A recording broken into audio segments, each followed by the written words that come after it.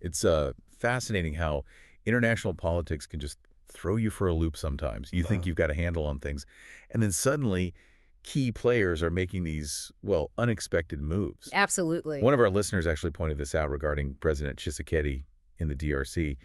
You know, his initial aim seemed to be about pushing back against Rwanda's influence, maybe bringing the U.S. closer, but now both Rwanda and the U.S. are deeply involved there. That's a really spot-on observation. It cuts right to the heart of the power dynamics in the Democratic Republic of Congo, doesn't it? It really does. So this deep dive is all about unpacking President Felix Tshisekedi's strategies, specifically concerning Rwanda and the United States. We're going to explore what he originally set out to do and, well, how we ended up with the current situation where both the U.S. and Rwanda are major players inside the DRC. Exactly. And we've got some interesting material to work with here. Excerpts from a report called Generate Audio Overview. It lays out the timeline, the motivations. Our mission today really is to give you a clear pathway through this. Understand how Tshisekedi's policies evolved, why things look the way they do now, maybe without getting totally lost in the weeds. So yeah, let's unpack this. Okay. Let's start back in the early years of Tshisekedi's first term, say 2019 through 2024.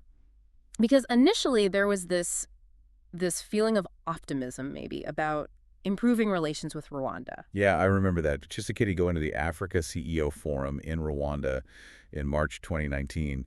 That felt like a pretty big gesture, right? An olive branch. It was significant. He talked about peaceful coexistence, being neighbors, focusing on development, not conflict. Yeah. It really highlights how much things have changed since then. Seems like there's a genuine desire for a fresh start. Precisely. And his early support for things like demobilization and reintegration programs for armed groups, that also hinted at potential collaboration on security. It looked like a real effort to move past the historically tense relationship. But clearly, that optimism didn't hold.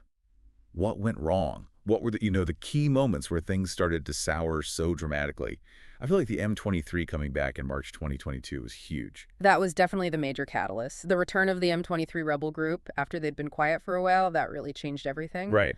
By May 2022, the DRC had already suspended Rwandair flights, and they were directly accusing Rwanda of, well, actively backing the rebels. And those accusations ramped up incredibly fast. Suddenly, the DRC is saying Rwanda is providing logistics, intelligence, even, thousands of its own soldiers? Yeah. It got very serious, very public. It did. And, folks like Once for Samatumba from the International Crisis Group suggested these claims had some weight. There was even speculation, I remember, that Rwanda's backing for M23 might have been tied to blocking a planned road project between the DRC and Uganda.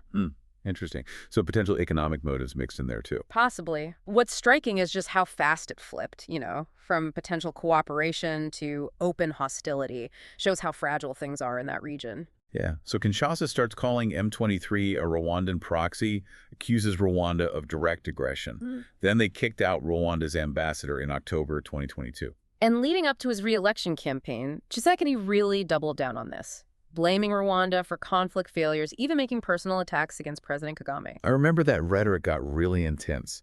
December 2023, he's talking about seeking parliamentary approval to declare war and comparing Kagame to Hitler. Yes, that comparison was quite something. It really underlined the complete breakdown, no diplomatic niceties left at that point. And then finally cutting ties completely in January 2025. Yeah.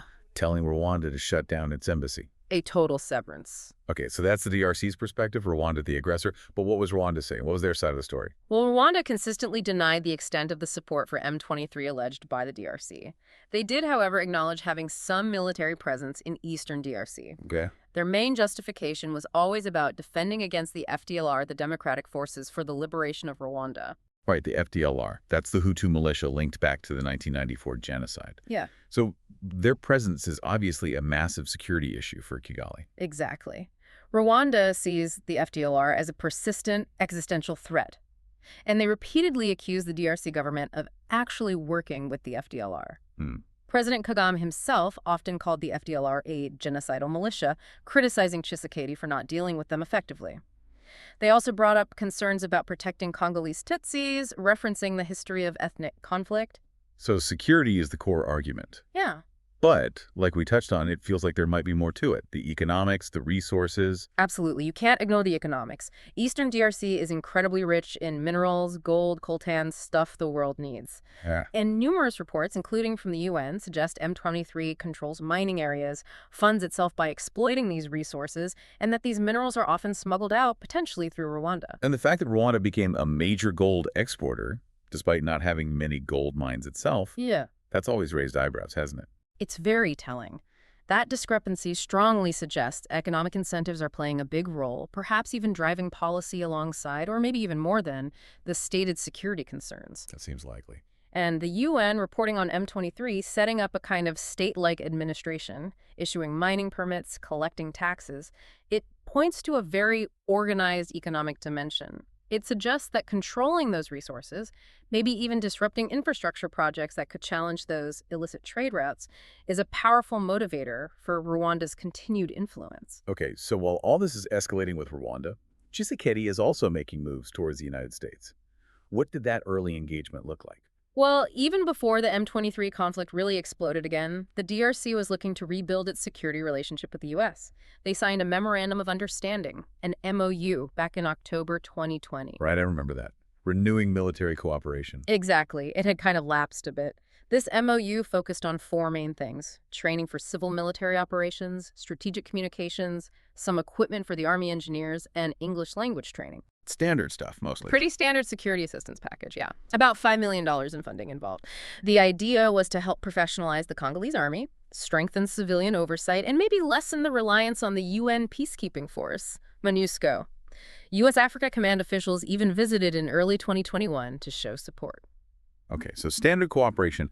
But then came this much bolder idea, the Minerals for Security proposal. That sounds unconventional. It was definitely ambitious and Right. quite bold. The report suggests this happened around March 2025. The DRC government apparently approached the Trump administration, kind of inspired by a similar idea floated for Ukraine. Really? Yeah.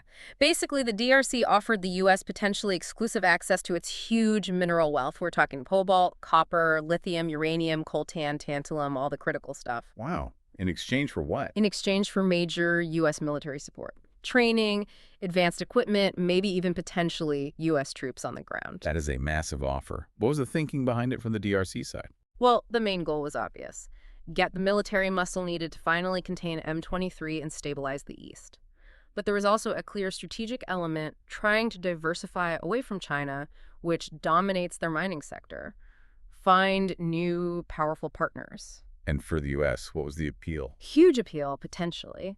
Securing a reliable supply chain for those critical minerals is a massive priority for the U.S., for tech, for defense, for everything. And it was seen as a way to push back against China's dominance in those global supply chains. The U.S. has historically underinvested in DRC minerals compared to China. So a potential win-win, or at least on paper. Uh-huh. How did the U.S. react to this unusual pitch? The reaction under the America First policy was described as sort of cautious openness. The State Department said they were willing to talk about mineral partnerships that fit the administration's agenda. But they also stressed a preference for boosting private sector investment, done responsibly and transparently. It suggested they weren't necessarily jumping at direct government control of mines. And analysts were skeptical about putting U.S. boots on the ground. Too much risk of getting bogged down. Plus, there were economic questions, like whether cobalt demand would hold up with new battery technologies emerging.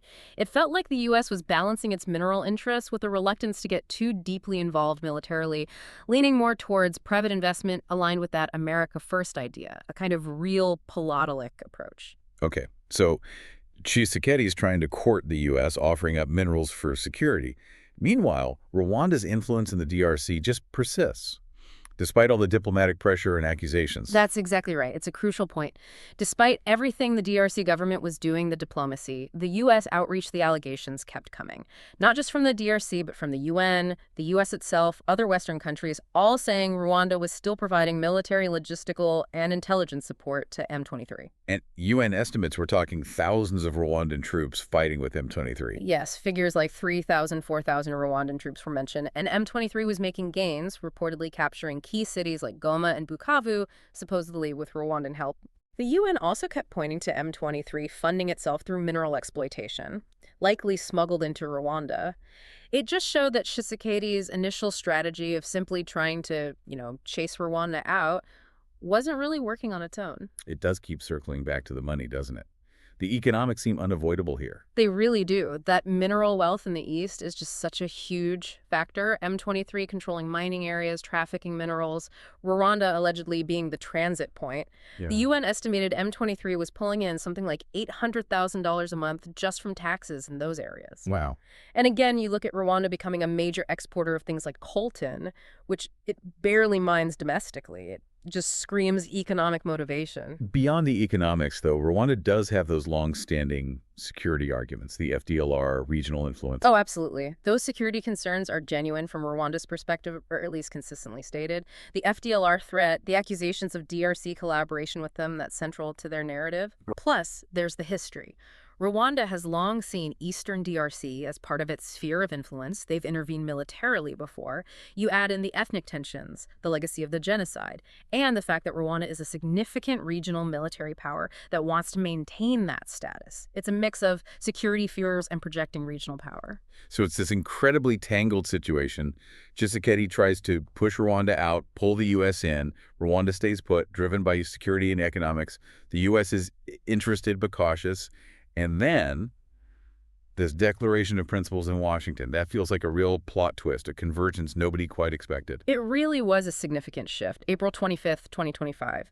The DRC and Rwanda signing this document in Washington, D.C., and the U.S. is right there facilitating it. Secretary of State Marco Rubio presiding.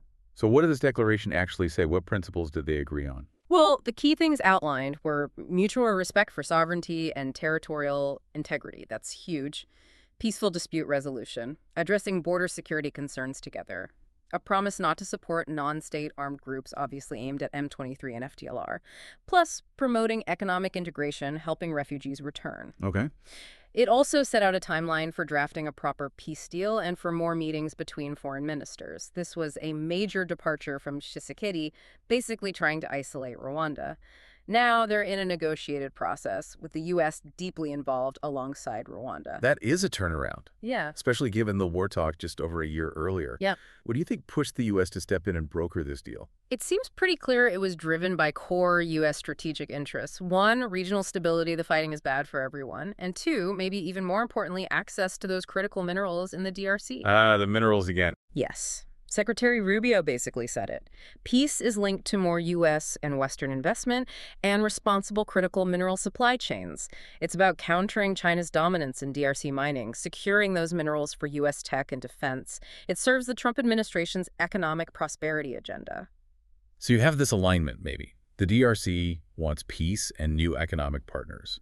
Rwanda gets its sovereignty and security concerns acknowledged in a U.S.-led process. And the U.S. gets a central role in stabilizing a critical region and securing resources. Exactly. It sets up this complex triangle, potentially. Yeah. The U.S. as mediator, maybe investor. Could there be economic deals that benefit all three? It opens that possibility. Maybe coexistence, even cooperation, despite all the bad blood. The realpolitik approach of the Trump administration might just favor a deal that accepts Rwanda's presence if it leads to stability and serves U.S. interests. It's definitely not what Tshisekedi first aimed for expelling Rwanda, but it offers a pragmatic, if maybe compromised, way forward. But the trust issue must be huge. Can this actually work long-term? That's the million-dollar question. Its credibility hinges entirely on whether everyone genuinely commits to those principles in the declaration, and whether they can somehow start to overcome decades of deep mistrust. Which brings us back to the assessment.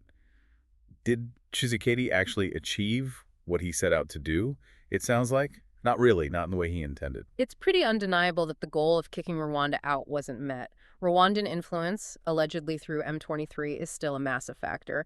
It showed the limits of trying to solve such a complex regional conflict unilaterally. And the way the U.S. got involved also shifted, didn't it? It wasn't just about backing the DRC against Rwanda. Now the U.S. is brokering peace with Rwanda as a key player. Precisely. By relying on U.S. mediation, the DRC kind of opened the door for the U.S. to pursue its own strategic goals, and those goals now seem to include finding a way to accommodate Rwanda for the sake of stability and resource access. Still, maybe it's not a total loss for Tshisekedi. I mean, a U.S. brokered peace process, even if it involves compromises, could still lead to more stability in the long run. That was a major goal, right? That's definitely the potential upside. Some argue Tshisekedi's overall approach to the diplomacy, trying to reform the army, even the strong rhetoric might have put some pressure on Rwanda, even if it didn't force them out completely. Mm. And the declaration does talk about benefits like stability for displaced people, economic opportunities. So, yeah, maybe the outcome isn't what he first dreamed of, but perhaps it's a pathway to a more stable future, one where both the U.S. and Rwanda are now deeply involved. It's just incredibly complex. Yeah. Tshisekedi's initial plans ran headfirst into these deep-seated regional issues and the competing agendas of global powers. It really highlights how tangled international relations can get. You have the DRC, Rwanda, the U.S. all pursuing their own national interests, and the result is this unforeseen, intertwined situation. So for you listening, maybe the thought to leave you with is this. How often does this happen? Where clear national goals get pursued, but the outcome is something completely unexpected and messy because of all the other players involved. Right. What does it tell us about actually achieving desired results in these really volatile parts of the world? And maybe, what are the long-term consequences when a major external power like the U.S. steps in so heavily to mediate a regional conflict like this? Definitely something to mull over.